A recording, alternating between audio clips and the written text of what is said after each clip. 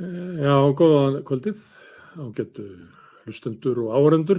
Það kominn miðvikudagur, 27. október og það kvöld í Reykjavík, fallegt veður. Ekkert mikið svo sem að frétta í samfélaginu, COVID að koma upp og þeir sem voru að krefjast þess að við losnum við grímunar og fengjum eðlilegt líf sem fyrst og bara tala frelsi að þeir eru þagnaðir. Þeir þegi alltaf þegar kúrfan leiðin upp. Svo þegar hún komið niður og þá byrjuðu aftur að tala. Og svo heldur ekkert að frétta af stjórnarmyndunum. Það sem kannski áhugaverðast á Íslandi svona síðustu vikur, ef við erum að horfa til svona efnahagsmálana slíkt, loðna. Ég veit að mörgum ykkur finnst það svona þóttleðilegra heldur en þeir eru að tala slorið, eins og var stundum kallað. En þannig það nú, við lifum á fiskimiðunum og það komin loðnukvóti, loforðum miklu meiri veiðar. Það komin ljóskvóti að veiðist en við getum gert ráð fyrir því. Og hvað þetta mikið? Það talað að útflutningsverðmæti sé eitthvað stóra bilinu kannski 50, 60, 70 milljarðar.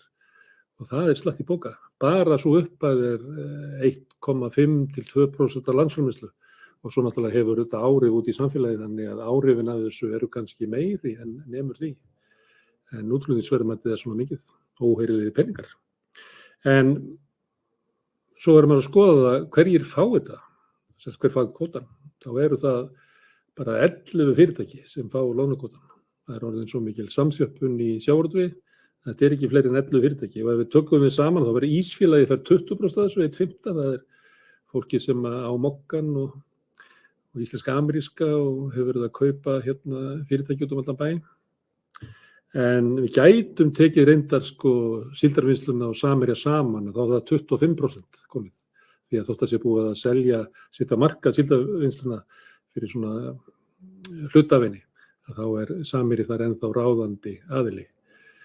Þannig að þessi tvö fyrirtæki eru samanlagt með 45% af þessum 50 til 70 milljörðum sem við erum að tala og Brim kemur með 18% og vinnslustöðin með 12%, þannig að bara þessi 4 fyrirtæki að þau eru samanlagt með 75% af þessu. Svona nú sjávarútvegurinn orðinn. En það sem eitt sem var athyglisvert þegar þessi frétt kemur frá Hafrannsóknastofnun með að auka loðnukvótann, að þá rýkur verðið á Brim og síldarvinnsluna upp í Kauphöllinni og sem að nemur 37 milljörðum á Brim og 37 tæpum á síldarvinnsluna. Samanlagt hækkaði þessi fyrirtæki verðmætið þeirra næstu 74 milljarða, meira heldur en nemur spánni útflutningsverðmæti. Og ef maður myndi reikna með því að verðmæti þessara útgerðarfyrirtækja sem að fá úthlutaðan kvóta hækki við líka mikið við það að sem hlutfall af kvótanum, að þá getum við reiknað með því að þessi tilkynning Hafrannsóknastofnunar hafi aukið eiganda þessara 11 fyrirtækja 217 milljarða. Það eru gríðarlegir peningar. Kannski þetta raunverulegt, ég held nú ekki. Ég held að það svo mikil bóla í Kauphöllinni að það ekki svona raunverulegt að fyrirtæki sem að færa úthlutað eins og í tilfelli Brim 80% af loðnukvótanum að það geti hækkað 37 milljarða við það. Það bara meikar engan sens Ef við reiknum með mjög góðri, ef við bara horfum yfir langan tíma hver mesta EBITDA eða svona framlegð úr rekstri af uppsjávarveiðum bara undanfarin ár, þá það svona í kringum 33%.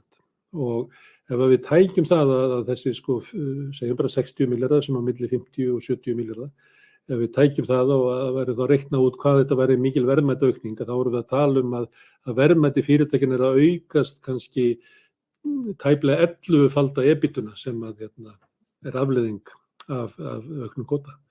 Og það alveg fáránlega há verðlagning á fyrirtæki. Traust fyrirtæki í stöðugum rekstri, í öruggum rekstri. Það kannski verið að versla með hlutabréf í slíku fyrirtæki með kannski 4-5-faldri EBITDA. En ekki 10-faldri Þannig að það svona einhver svona bólustemming í þessu.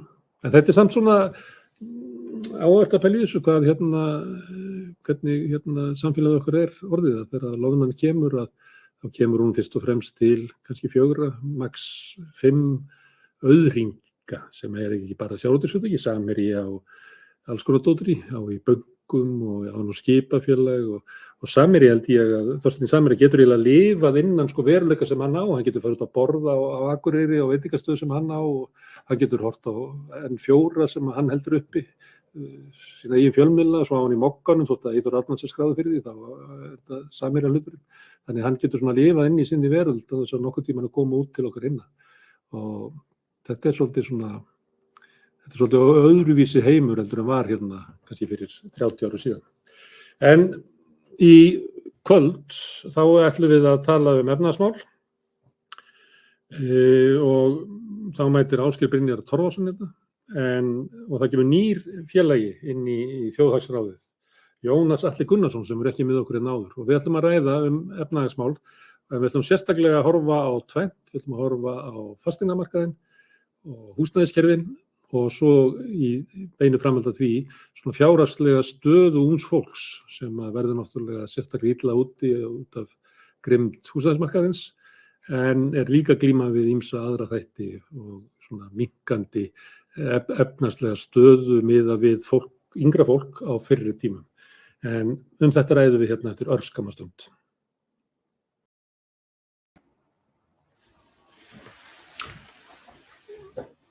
Já, sælatur, þeir eru hérna hjá mér, Ásgeir Brynjar Torfason, fastagestur þáttarins og Jónas Atli Gunnarsson sem ekki komið hingað áður, sem þeir báðir hagfræðingar. Jónas Atli, þú lærðir á Ítalíu. Mikið rétt. Það algjört fágæti á Íslandi, hagfræðingur menntaður í Ítalíu. Hvað ítur stjórnmálum svolítið svona spennandi? Já. Og þú sagði mér hérna á leiðinni að þú hefur skrifað ritgerð svona populisma og hvert þeir sækja svona stuðning sem svona á mörkum hagfræði og stjórnmálafræði og náttúrulega Ítalía náttúrulega bara það land populistana þar sem eiginlega populíski flokkar hafa eiginlega þurrkað út gömlu stofnunarflokkana og ég ætla ekki kannski að byrja að spá framtíðina en má það ekki vera að þetta sé raunverulega svona ströngur sem að verða og kannski umræðan, pólitíska umræðan verði svona populísk það að almenningur fái sínar kröfur fram í gegn svona fullyrðingu elítunnar að hitt og þetta sé ekki hægt og mun þetta ekki leiða inn í hagfræðina sem að hefur svolítið finnst manni vera mikið að segja hvernig hlutina eigi að vera. Já. Og skiptir kannski ekki máli hvað fólki vill, heldur verður þetta bara að vera svona. Nei, Jónas, þú getur ekki fengið hærri laun því að þá hækka verðbólgan og eitthvað svona, þannig að þú verður bara að setja þig við þetta. Ertu eitthvað við alþjóðavæðingin út að missa vinnun og eitthvað svona, en það alþjóðavæðingin til lengri tíma, hún mun skila sig til þín, verður bara rólegur og svo líða bara árin og áratugir og ekkert gerist. Og þá verður populistarnir til. Já, populistarnir verður til þegar skortur á trausti. Og kannski sem við sjáum í Ítalíu og þennan mikla stuðning sem að populistarnir til hægri og vinstri hafa, það bara það einhver viðvarandi traustskortur sem hefur gengið í áratugi og fólk það bara finna einhverja aðra leiðir eða vill finna einhverja aðra leiðir. Svo jú, það hluti af því getur verið bara að það eitthvað yfirvald sem að þú treystir ekki, sem segir hvernig hlutin eiga að vera og þú finnur það á eigin skinni að þeir eru kannski ekki þannig. Svo jú, það alveg 100% rétt hjá þér, En þegar við horfum á Ítalíu héðan frá, já. Og ég tek kannski bara svona fréttaflutning sem svona venjulegur Íslendingur fær frá Ítalíu, þá eru það lausnir sem almenningur að leita að í staðinn fyrir það sem eru búin að missa traust á, sem Salvini, 5-stjörnuhreyfingin. Þessu lýst bara eins og einhverjum sirkus. Já, þetta nú vegna þess, ítölsk stjórnmál eru nú mjög skrautleg og það alveg hægt að líka við sirkus á mörgum tímum, en það líka vegna þess að það myndast þessi vítahringur að vegna þess að þeir njóta ekki trausts þá með komast upp með það hafa þeir ekki þetta aðhald sem kannski aðri stjórnmálamenn hafa. Þannig að það alls konar skrítið að gerast þarna. Skapalónin ónýtt. Það ekki skapalón og þess vegna getur við bara gert hvað sem er. Já. En ef að populismi verður til það sem lítið traust, þá ætti að vera fullt af populisma á Íslandi. Vegna þess að Ísland sker sig úr nágrannalöndum okkar. að það er lítið traust á stjórnmálunum, lítið traust á Alþingi. Miklu, þú veist að sjá það svona síðustu ári eða eitthvað, menn er alltaf að horfa á eitthvað svona smávægilega bata, en ef við berum okkur saman við svona lönd í okkar heimshluta, að þá er miklu minna traust almennings á Íslandi á stjórnmálastéttinni. Já, það er alveg, samkvæmt þessum nýjum skoðanakönnunum, þá er lítið traust til stjórnvalda.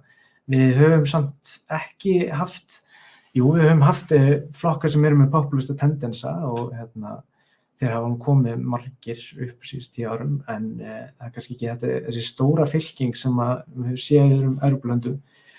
Margar ástæður getur verið bak við því, það er kannski að minna efnahagslegt óöryggi hér heldur en annars staðar. Það spilar líka rosalega mikið inn í, vegna þess að ef þú treystir, hvort þú treystir eða treystir ekki stjórnvöldum, skiptir miklu meira máli ef þú ert á óöruggum stað efnahagslega og ert hræddur þína stöðu.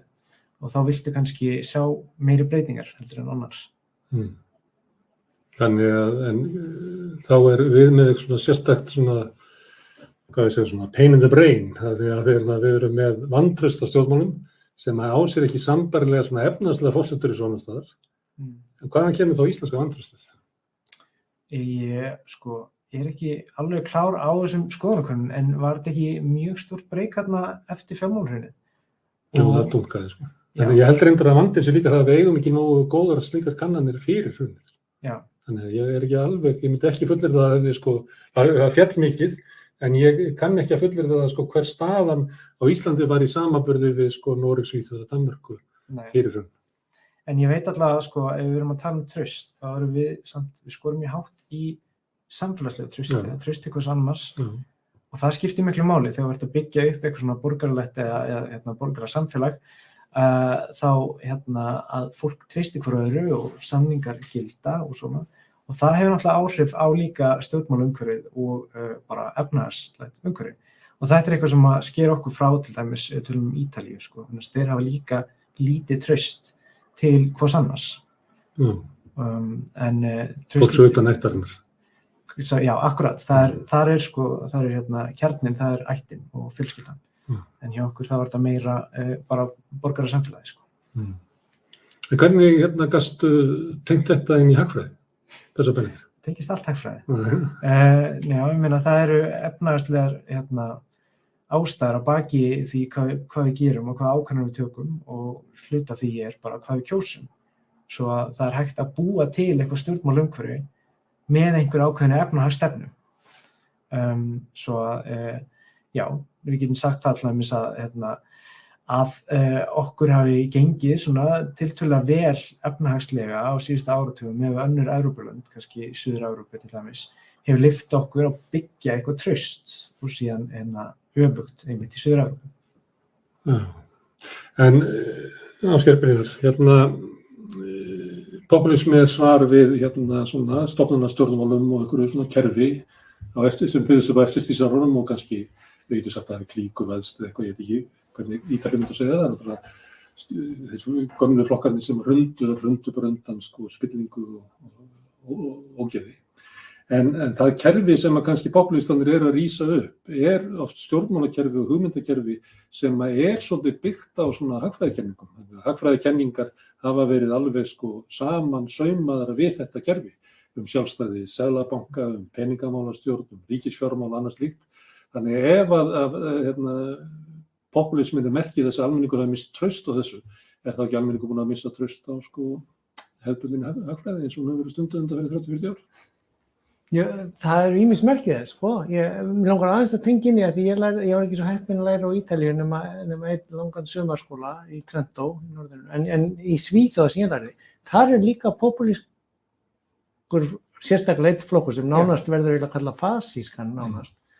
Svíþjóðdemókratarnir, og þeir voru rétt 5% markið í fyrstu kosningunum sem ég upplifði þar, og fengu 6, svo fengu þeir 16 4 mánuðum seinna, núna eru þeir held í kringum 25%.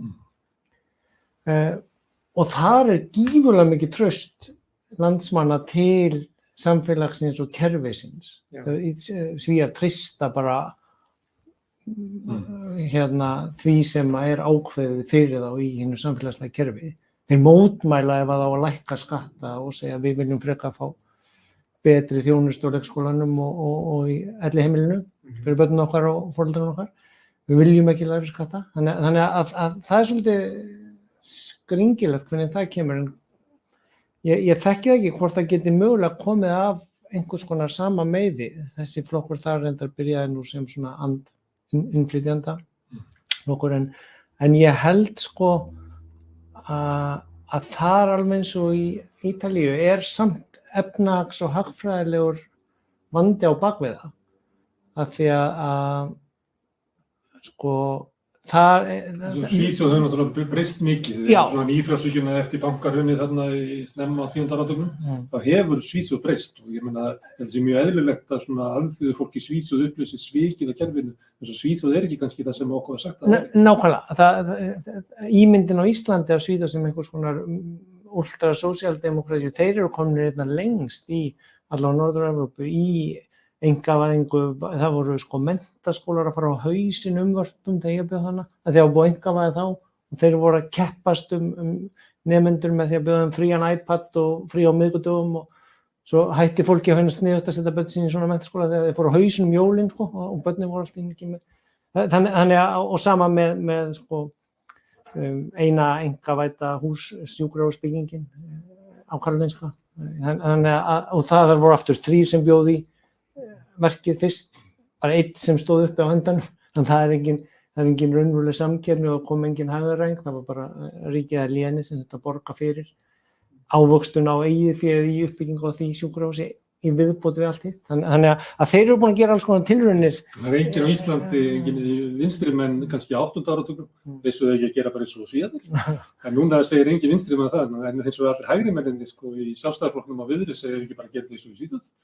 Því að svona segir nú hvert á hvaða leið Svíþjóð er. Þeir ná hagræðingu í til dæmis hjúkrunarheimilunum. Má ég spyrja ykkur einu, að við erum að tala svona populisma á Ítalíu, að við erum með öfluga vinstriflokka, populíska, í Grikklandi, Ítalíu og Spáni. Ekki tekist að búa það til í Frakklandi. Mélenchon hefur ekki náð svona skrið á sína tilraunir. Linke í Þýskalandi sem að reyndi þetta, að fara þessa leið, galt eiginlega, ég segi ekki afhróð, en tapaði miklu í síðustu kosningum. Og svo þegar við komum til Skandinavíu, þá erum við með sko populistanir eru allir hægra megin. Og það er eiginlega ekki hægt að finna neina svona populíska einkenni á neinum af vinstriflokkunum í neinum af þessum löndum. Sko. Það er kannski rautt í Noregi sem er samt, eða er aðeins svo gamall flokkur til þess að ná því að vera með svona henni populísku vinstri bylgju. Hvað veldur þessu? Þarf vinstri á því að halda populísku endurnýjun? Er þetta hollt eða er þetta sem vinstri ætti að forðast? Ég nú ekki rétt með til að spyrja ráða fyrir svona staðið. Ég myndi segja að þetta væri ríkisfjármálin í Evrópusambandinu. Þú ert með suðrið sem eru nettó viðtakendur af styrkjum frá Evrópusambandinu en hafa aftur á móti ekki þetta frelsi til þess að hafa sín eigin ríkisfjármálastefnu við Evrópusambandinu og þeim finnst það einhvern veginn ósanngjarnt. Heftandi? Já, heftandi og reiðu kjósendurnir þarna finnst það heftandi að geta ekki stjórnað sínu. Og það er raunverulegt að þess geta ekki hækkað atvinnuleysisbætur eða eftirlaun eða eitthvað slíkt. Akkurat. Þeir geta ekki byggt upp velferðarkerfinu því að það komi bara lok á það frá Evrópu. Þeir hafa hámark á fjárlagahallann sem þeir þurfa að uppfylla og það hefur einhvern veginn talað betur til vinstri sinna kjósenda að meðan í narratífið í norðrinu er það að við erum að gefa þessum fátæku Suður-Evrópubúum ölmusun okkar og það er ósanngjarnt sem er kannski meira heillandi fyrir hægri kjósandann. Svo að ég seti einhverja mjög hraðsóðna kenningu en það upp á staðnum. Sem eins og Svíþjóðdemókratarnir og hægri populistarnir í Skandinavíu eru allir eiga sem rætur í svona á móti sköttum glistrúp flokkum. Runnu saman eiginlega sko svona úrriganduðinn og svona ég vil ekki borga skatta.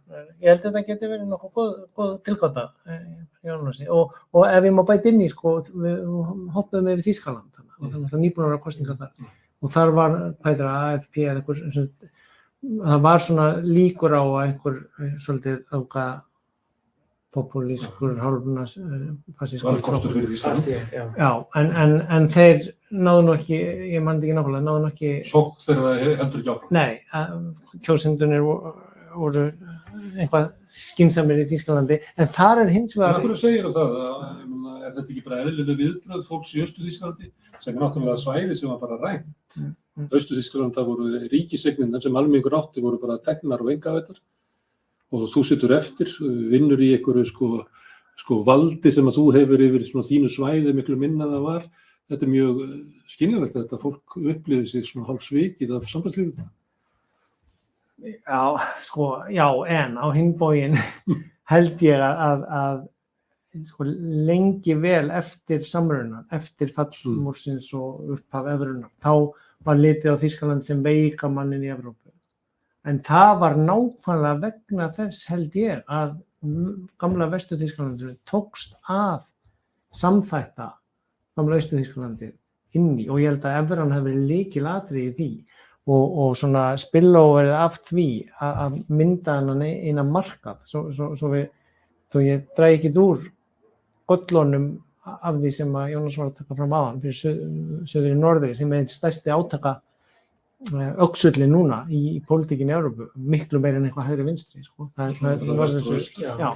Og talast það við erum að það gerir við talað populisman sem Austur-Evrópu, sem má vel vera að hugmynd Evrópusambandsins sem að sameina Evrópu með Evrópusambandinu brotni einmitt út af því að Austri bara færist í áttina einhverju populisma sem að mun hafna Evrópu. Og það var hitt sem vantaði inn í áðan með Pólland og Ungverjaland, sem eru náttúrulega svona öfga hægri populískir flokkar þar, jável með súper meirihluta, hafa náð að breyta stjórnarskránni, riðið út úr Hæstarétti, setja inn nýtt fólk þar.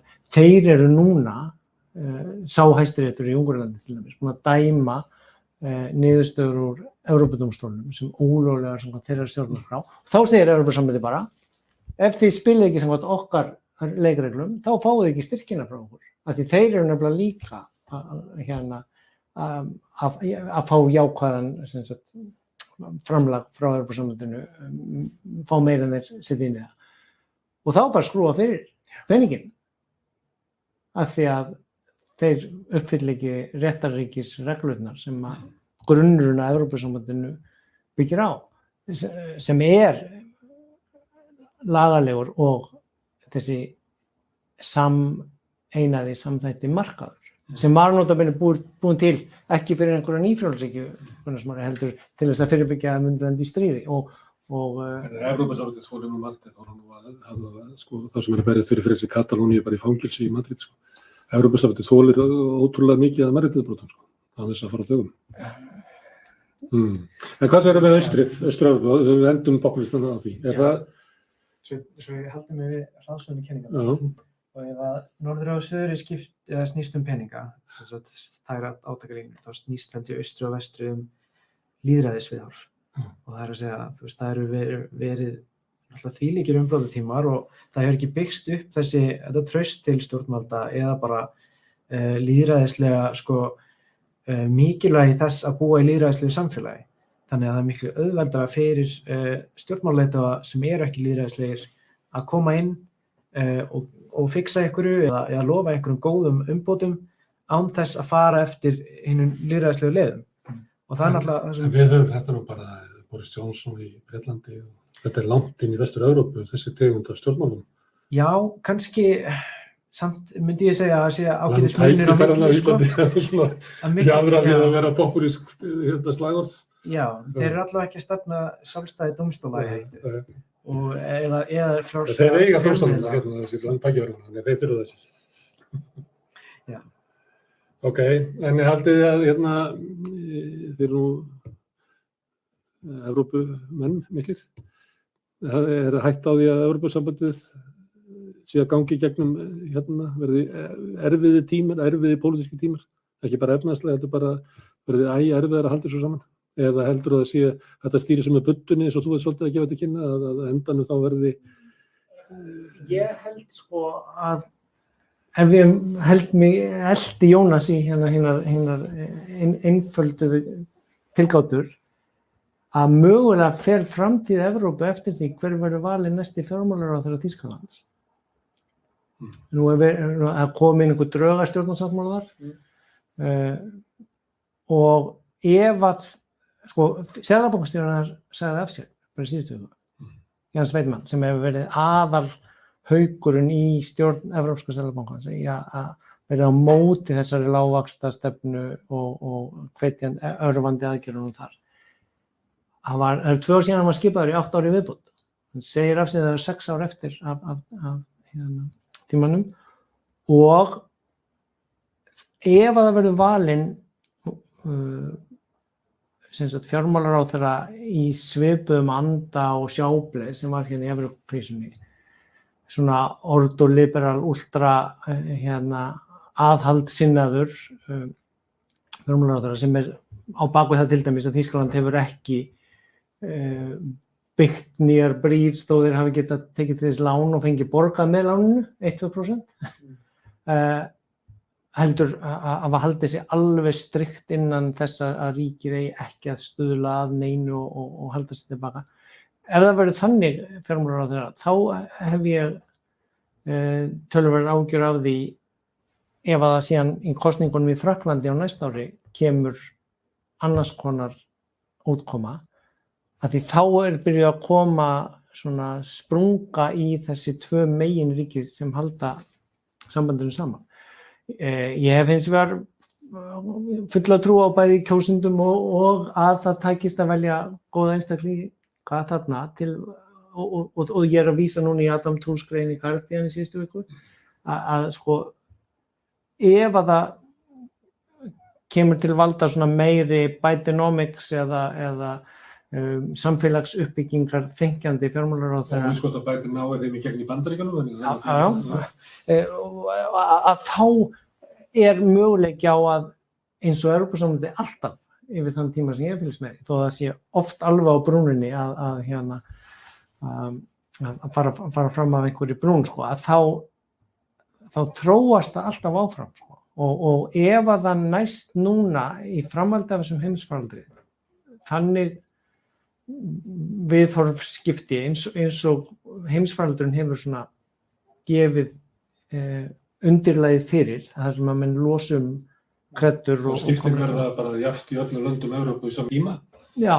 Þetta eru þau svolítið tæftu önnarlegur. Já, og ég allt farið með allra besta nota á öllum sviðum og þá munir það ganga. Og það náist gott samkomulag í Glasgow líka sem væri mjög mikilvægt fyrir þetta líka þannig að grænvæðingin komi með samfélagsuppbyggingunni í framhaldi af heimsfaraldrinum og stafrænivæðingunni að þá væri hægt að fara í sko svakalega fína uppbyggingu í Evrópu sem myndi samþættana enn meira, hraðlest frá norðurinu til suðursins Hamborg, Athena, hraðlest sem getur sofið í staðinn fyrir að fljúga líka til Madridar. Bankar aðeins niður.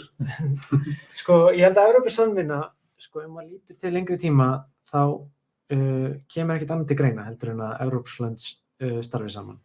Þeir eru of samþætt efnahagslega til þess að þeir hafa sjá sér eitthvað hag í því að vera bjartur í sumarhúsum. Það verður að vera eitthvað leið að fara. Já. Það getur ekki verið saman bara það verður að vera saman en ósaman hvert það að fara.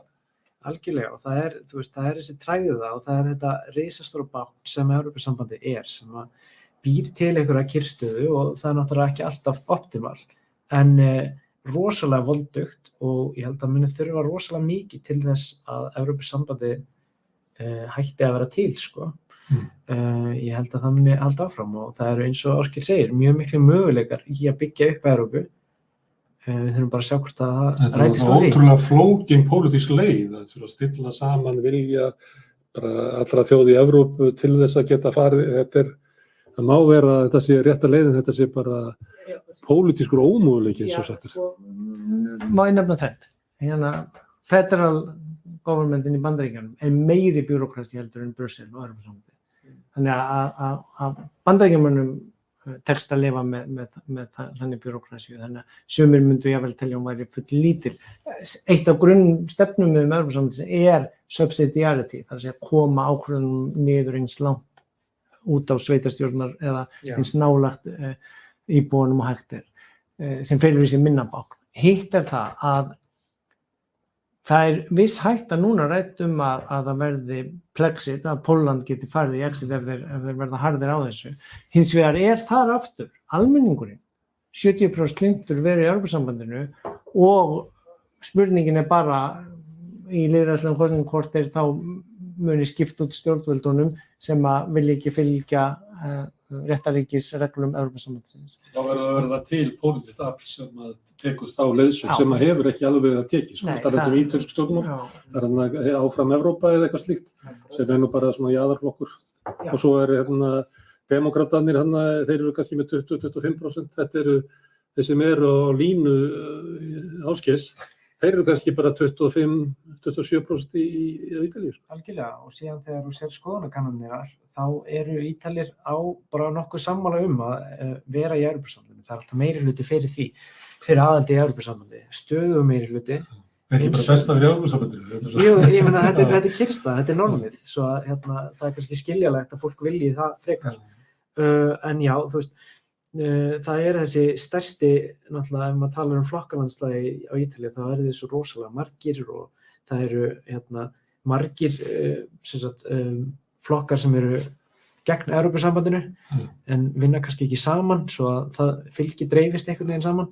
Þannig að ég myndi segja að Evrópusinnar séu ágætlega vel varðir á þinginu svona með við, en þú veist, ég held að þeir séu ekki ég myndi spá því að þeir séu ekki fyrstir að fara úr Evrópusambandinu. Þetta svolítið einkenni samt okkar tíma svolítið, það kannski samfélagssáttmálinn fallinn, það búin að missa trú á honum, hvort sem það nýfrjálshyggjan eða eitthvað svoleiðis, en það bara hefur ekkert komið í staðinn, Þannig fólk veit ekkert, hvert erum við að fara, en kannski svona vaxandi tilfinning fyrir því að leiðin sem við höfum farið hingað til, hún dugar ekki lengur, Já, ég var á hagfræðiráðstefnu í Þýskalandi í dag, New Economic Forum ráðstefnu í Þýskalandi, og þar talaði meðal annars mjög áhugavert erindi hún Minouche Shafik sem var aðstoðarseðlabankastjóri í Bretlandi, stýrði efnahagsreikningi seðlabankastjóri, en er núna rektor LSE, London School of Economics.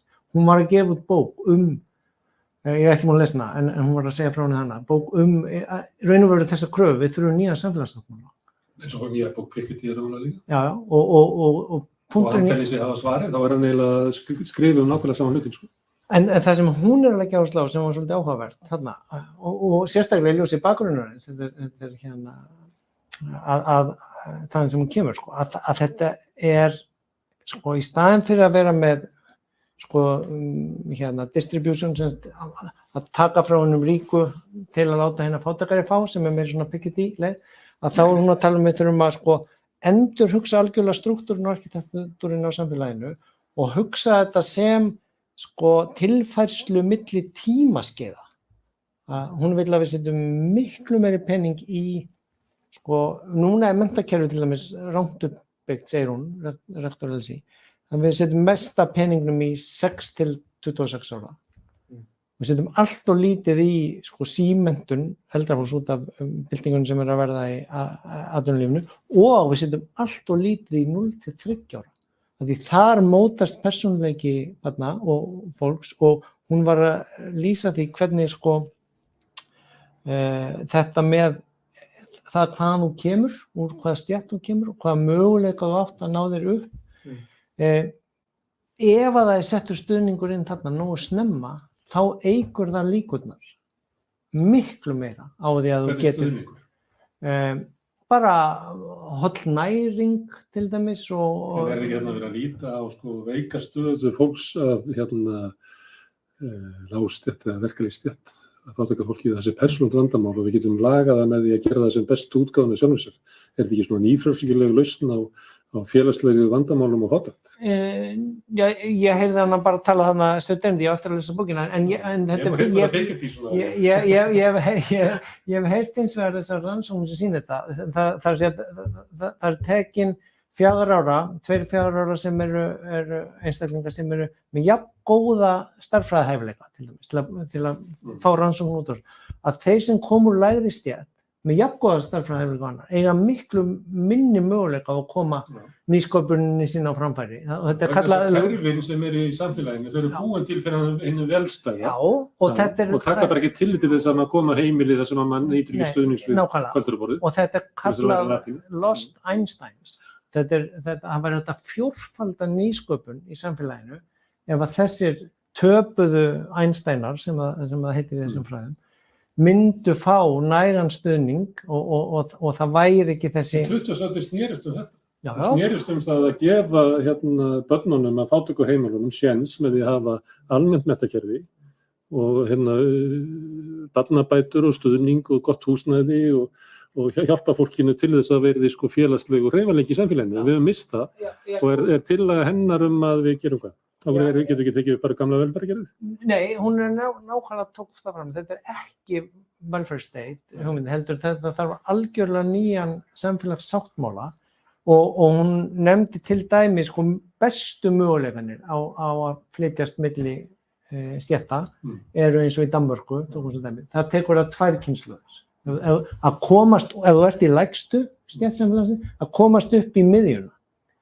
Í Bretlandi og Bandaríkjunum tekur það 5 kynslóðir að komast úr lægstu stéttinni bara upp í miðjuna, ekki við topp.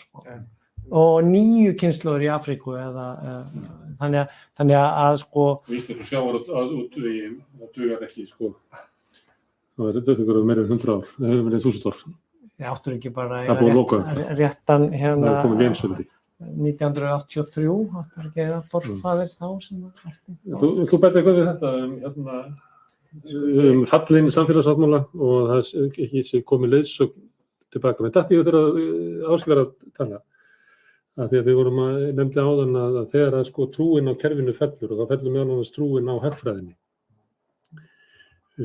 sem hafði verið svo nátengd eins og hún kannski alltaf pólitíkinni og þegar að trúin á grunnkerfinu fara þá er kannski ekkert líklegt að það veri hringt í hagfræðingana til þess að koma með lausnirnar.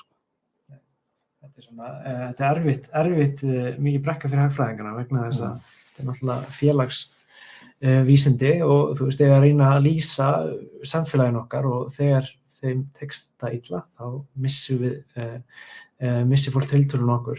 Þannig að það kemur reglulega fram þegar það gerist eitthvað sjokk sem er óvænt og við getum ekki séð fyrir eins og þegar stormur kemur og veðurfræðingar spáði ekki, þá verður menn reiðir út í veðurfræðingarna. En fyrst við vorum að tala velferðarkerfið áðan, þá held ég að sé nú almenningsálitið hefur verið að færast sérstaklega á síðustu 10 árum yfir í meira velferðarkerfi, það er að segja fólk meira til vinstri. Allir, hægri flokkar, vinstri flokkar, af allir færst meira til vinstri. Konsensusin hefur verið þannig, myndi ég segja, allavega á Vesturlöndum. Já, nema kannski Íslandi, veit ekki. Ég ætlaði nefnilega þér að kenna að skrifa þessa ritgerð popúlisma og fara svo í hagfræði til Ítalíu sem að drógu umræðuna þarna. Mér langaði að tala fasteignamarkaðinn og við gætum talað þú varst að skrifa lóðaúthlutanir í Reykjavík og að meta það hvort að ásakanir sjálfstæðismanna fyrst og fremst að það væri höfuðástæða fyrir hækkun húsnæðisverð væri lítið framboð á lóðum, svo að menn verið að tala vaxtahækkanir Seðlabankans sem að við búið til bólu og vaxtalækkanir og síðan vaxtahækkanir núna kemur kannski fullseint. Mér langar aðeins að ég tók saman fasteignamarkaðinn frá aldamótum til síðustu áramóta og þá tek ég bara svona vísitölur.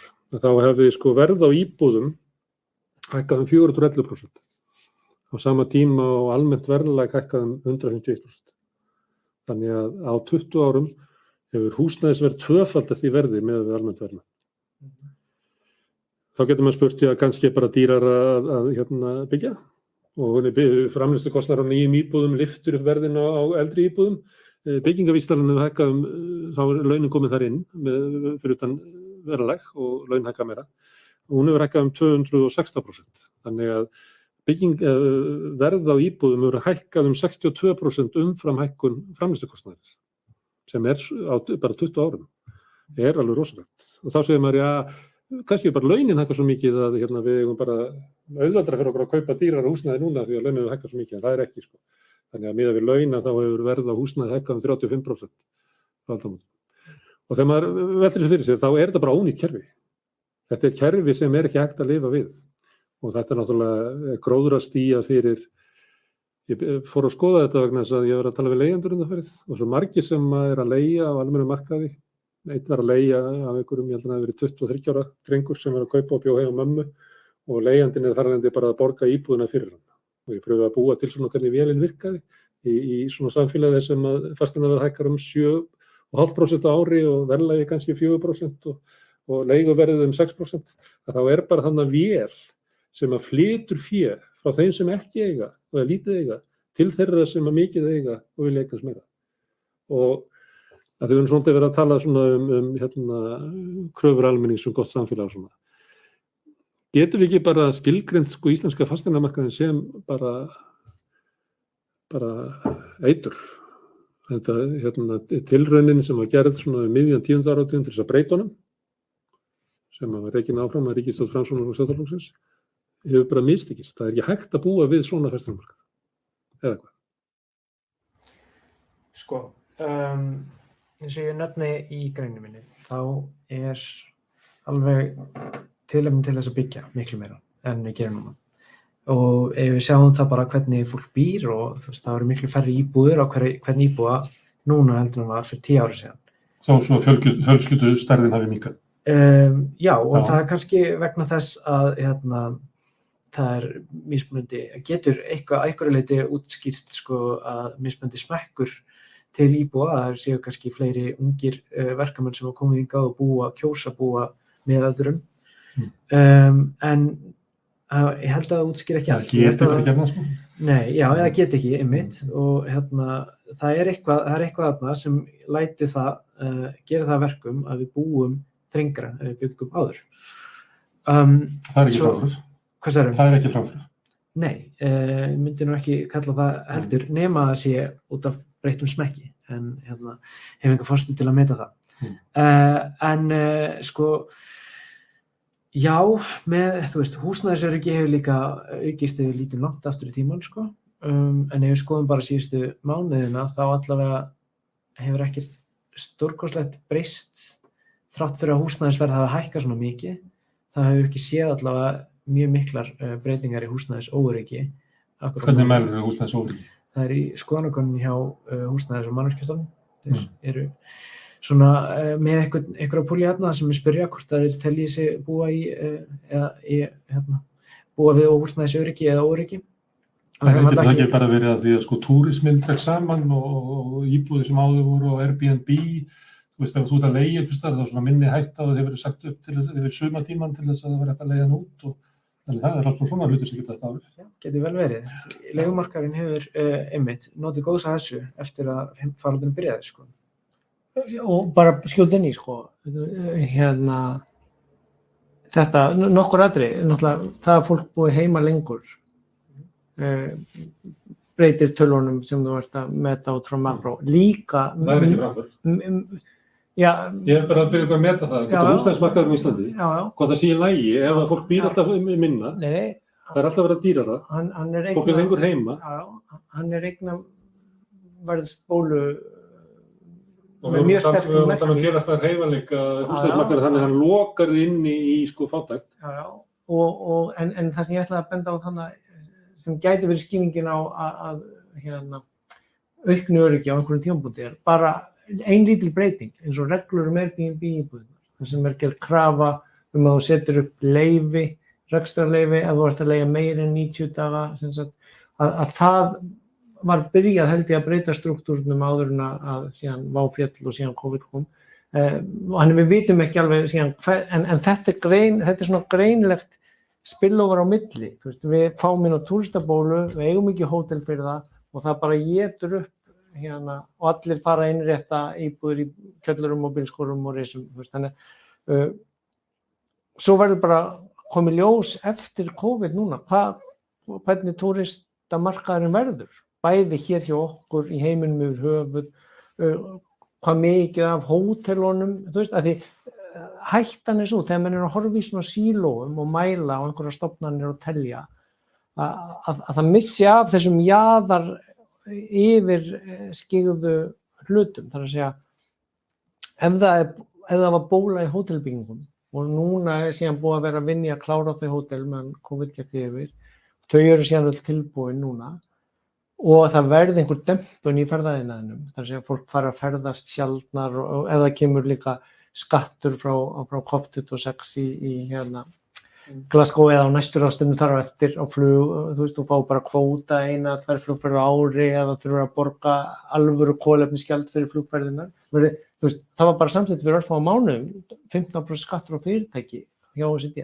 Þetta allar þessar breytingar sem eru, það þurfti heimsfaraldur til, en þær eru að verða núna ótrúlega hratt og svona smávægilega breytingar, alveg eins og þegar borgin er inn hérna reglubreitingum með skattinum að elta þá sem voru með Airbnb, það breytir struktúr á kerfinu. Það sem ég ætla að spyrja ykkur akkurat. Þetta er hluta sem fasteignamarkaðnum. Já, það sem hefur einkennið á þessu tíma, eða átt að stýra fasteignamarkaðnum með svona hagfræðilegu trixum, sko, að auka aðgengi ungs fólks að fasteignum.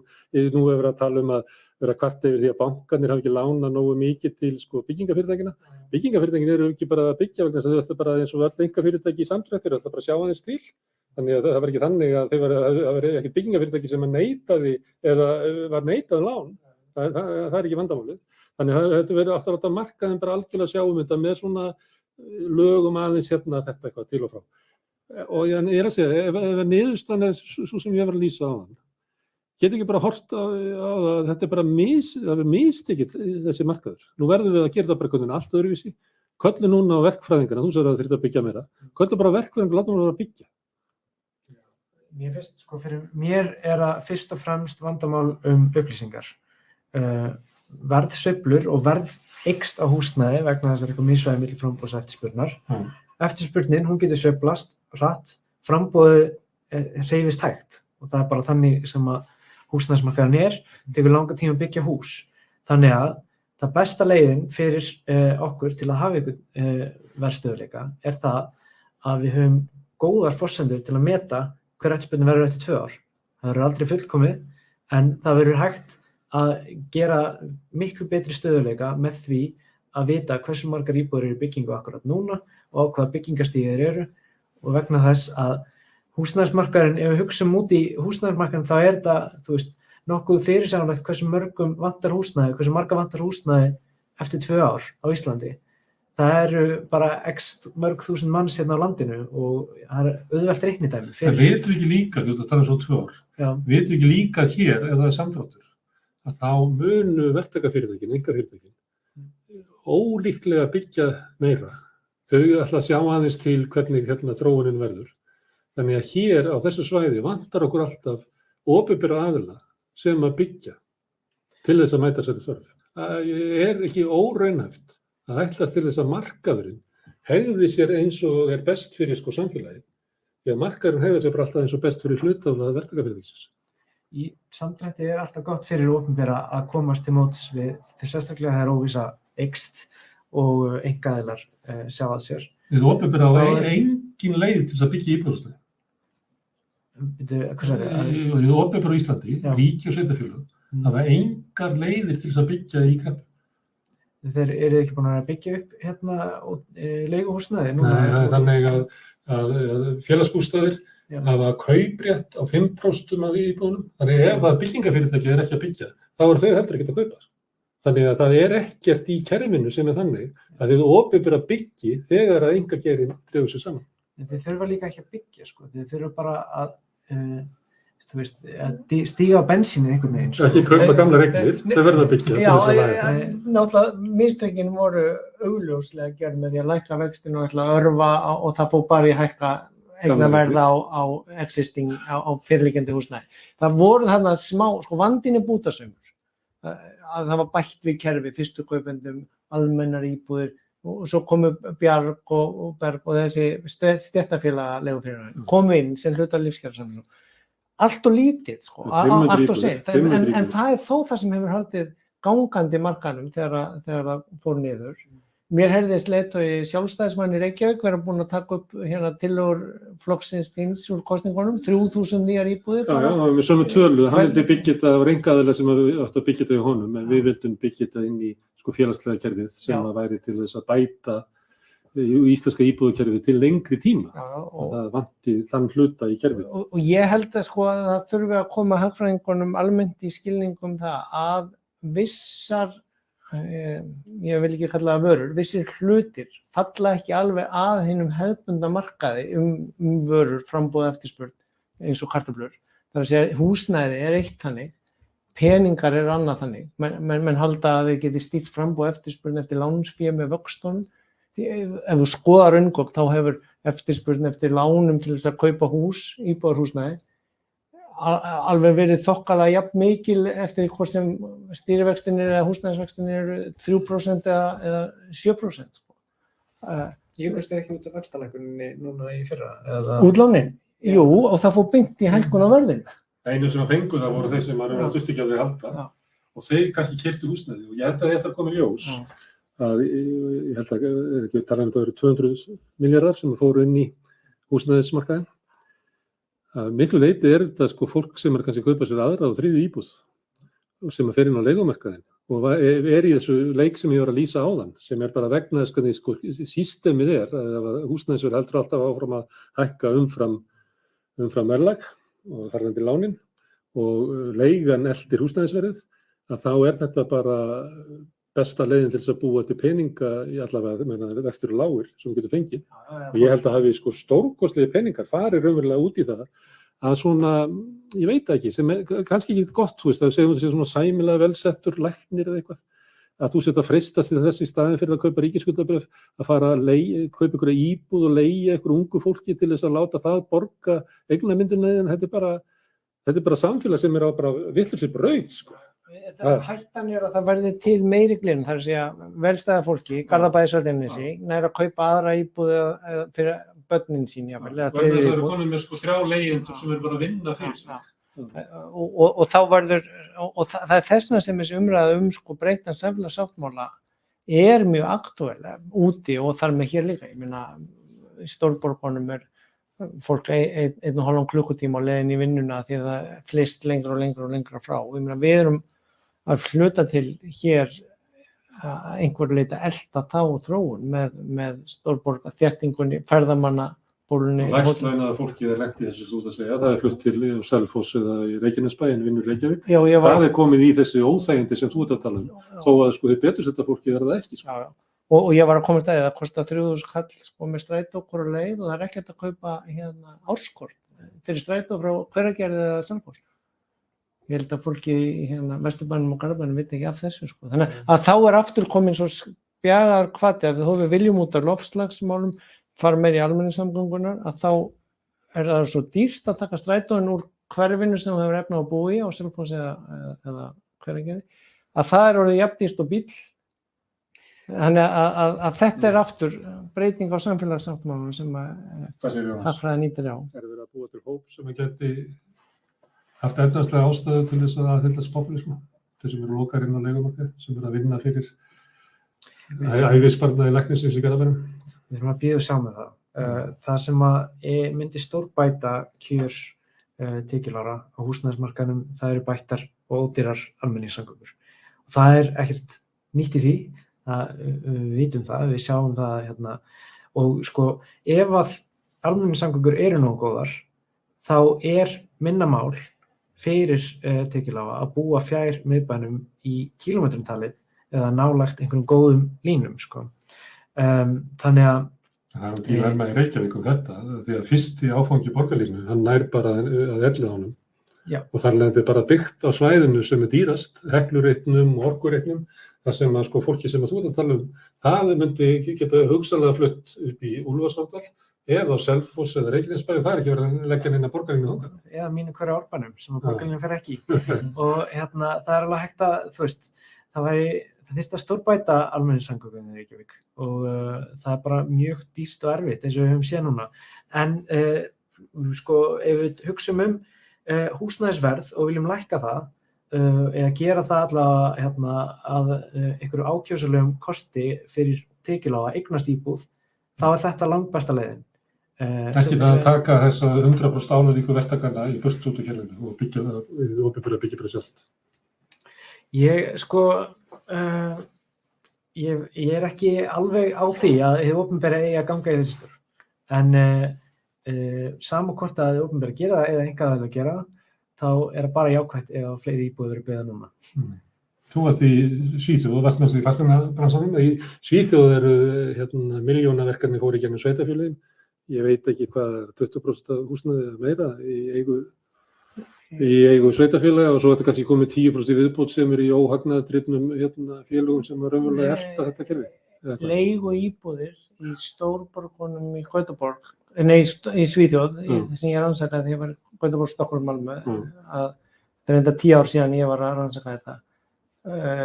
60% íbúðanna voru í eigu félaga í eigu sveitarfélaga. Og svo voru 10-20% sem sagt svona félög sem að voru heildinni eða af leigumarkaðnum? Af íbúðum sem voru í leigu. Já, og leigumarkaðin kannski 50%. Já, 30%. Já. Þannig ég var ekki svo langt. Nei, já, einmitt. Þannig að sko, þar þykir það, en þetta eru félög sem eru rekin bara eins og hvert annað fasteignafélag. Það er bara í eigu sveitarfélagsins, sko. Eins og fasteignafélag í síðuðu löndum, svo er fólk haldi ekki að vissum að segja þetta séð reikið eins og íslensku gamla félögin. Og ég meina, ég rannsakaði þarna félög sem voru líka í eigu bara fjölskyldna, sko, 2000 íbúða félag sem að, og þó var sko ákvarðað af ríkinu hámarkshækkun á leiguna þar. Finnst þér vont að fólk er að leggja þetta til að við verðum bara að stækka hlut þar sem er varinn fyrir villta markaði? Sko, það verður ekki lægi í íslenskan húsnæðismarkað fyrir að það verður 30%. Sko, persónulega myndi ég vilja sjá fleiri á leigumarkaði í Íslandi. Vegna þess að fleiri á leigumarkaði? Já, sko, stærri leigumarkað og að leigumarkað væri ekki einungis valkosti fyrir þá tekjulægstu. Þá þetta breyta leigumarkaði? Þá þyrftu miklu fleiri leiguíbúðir og einmitt. Hvernig ætlar að komast þangað? Því að það segja þetta fólk að við erum fleiri fara á leigumarkaði eins og að segja sko henda fólki bara fyrir ljónir. Já, í þessu umhverfi sem leigumarkaðurinn er núna, þannig að þess að leigan er dýrari vegna þess að leigjendur eru í meira hættu að borga ekki leigun sína.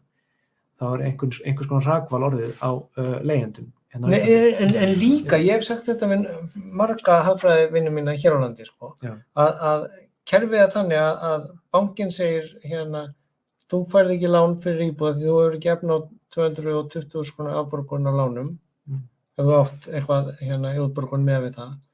En þú ert að borga 250.000 í leigu, bankanum er skýt saman það.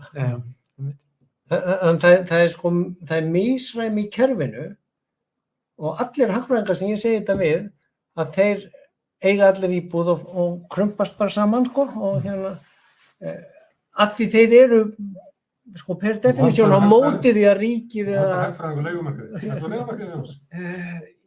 Nokkurn veginn. Já, það á ekki eigin íbúð það, sko. En með þetta, þú veist, það er sko ástæða fyrir því að þú veist, þegar þú ert að borga upp skuld að þú megir ekki hafa x mikið af ráðstöfunartekjum frekar en þú ert að nota þjónustu sem er leiga, sko. Þannig að þá getur alltaf hoppað út, endar ekki með eitthvað skuldabagga, svo kannski þess vegna, eins og einmitt. Nei, og ég meina, ég var í alveg sömu stöðu eftir ég var búinn í meistaranáminu mínu og ætlaði að vera skynsamur og safna fyrir meiri útborgun og ég var búinn að safna 1 milljón viðbót og fasteignaverðið hækkaði meira heldur en það sem ég náði að safna mér fyrir. Þannig að það er sko, þetta er lýsandi klassískt dæmi fyrir sko bjögunin í kerfinu sem verður að leysa á einhvern hátt. Erum við ekki fyrir stöðu að næstu kjarasamningar ættu að snúast húsnæðismál? Er það ekki svona það einstaka atriði sem heldur mest niður í lífskjörum og þrýstir flestum ofan í fátækt á Íslandi? Húsnæðismál skipta mestu máli lífskjör fólks vegna þess að það er stærsti útgjaldaliður fólks, alveg sammála við því, sko. Við erum ekki sammála kannski leiguðlega. Nei, ég meina, svo ég líka sprengi minn einn fantasíu, þá vilja Íslendingar bara búa í einu húsnæði.